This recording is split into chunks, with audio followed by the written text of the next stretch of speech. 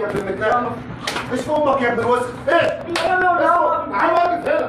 بسم اللہ الرحمن الرحیم۔ السلام علیکم۔ سعودی انفو یوٹیوب چینل میں آپ کو خوش آمدید کہتے ہیں۔ جو ویڈیو اس وقت آپ سکرین پر دیکھ رہی ہیں یہ سعودی عربیہ سے ایک ویڈیو ہے اور ایک نئی ویڈیو ہے۔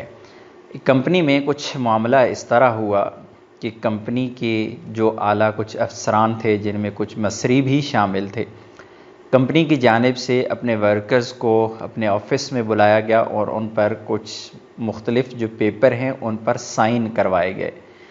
اور نارملی روٹین میں بھی ایسا ہوتا ہے کہ کمپنیز سائن کرواتے ہیں، یا تو پیپر انگلش میں ہوتا ہے یا عربک میں ہوتا ہے، اور جو وہاں پر کمپنی کے ورکرز ہوتے ہیں وہ زیادہ پڑھے لکھے نہیں ہوتے۔ اگر کوئی پڑھا لکھا ہے بھی صحیح تو وہ زیادہ ان پیپرز کو فوکس نہیں کرتا یا ان چیزوں پر دھیان نہیں دیتا۔ تو زیادہ تر لوگوں نے اس پر جو پیپر تھے ان پر سائن کر دیے، لیکن کچھ ایسے افراد بھی تھے جنہوں نے یہ پوچھا، یہ ہمت کی کہ یہ پیپر کیوں ہیں، ہم سے سائن کیوں کروائے جا رہے ہیں۔ تو اس پر یہ مصری شخص جو ہے یہ غصے ہوا اور اس کے بعد آپ دیکھ سکتے ہیں کس طرح اس نے تھپڑ مارا ہے ایک پاکستانی کو، اور اس کے ساتھ باقی نیشنلٹیز کے بھی کچھ لوگ تھے جن کے ساتھ اس کی تلخ کلامی ہوئی ہے۔ تو الحمدللہ اس شخص کو گرفتار کر لیا گیا ہے، اور انشاءاللہ ہمیں یقین ہے کہ انشاءاللہ انصاف ملے گا ان لوگوں کو، اور انشاءاللہ اس کو اس جرم کی سزا ملے گی۔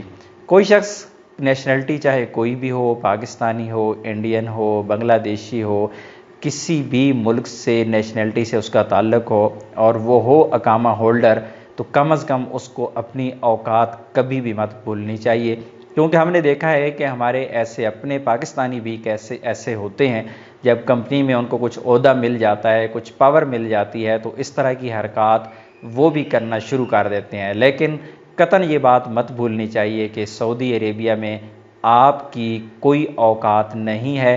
آپ کی اوقات صرف اور صرف یہ ہے کہ آپ قانون کے دائرے میں رہ کے اگر کوئی بھی کام کریں گے، آپ سعودی عربیہ کے قوانین کی پاسداری کریں گے، آپ پابندی کریں گے، تو تب تک سب کچھ ٹھیک ہے۔ لیکن اگر آپ حد سے تجاوز کریں گے تو پھر پکڑ ہوگی اور پھر سزا بھی ہوگی۔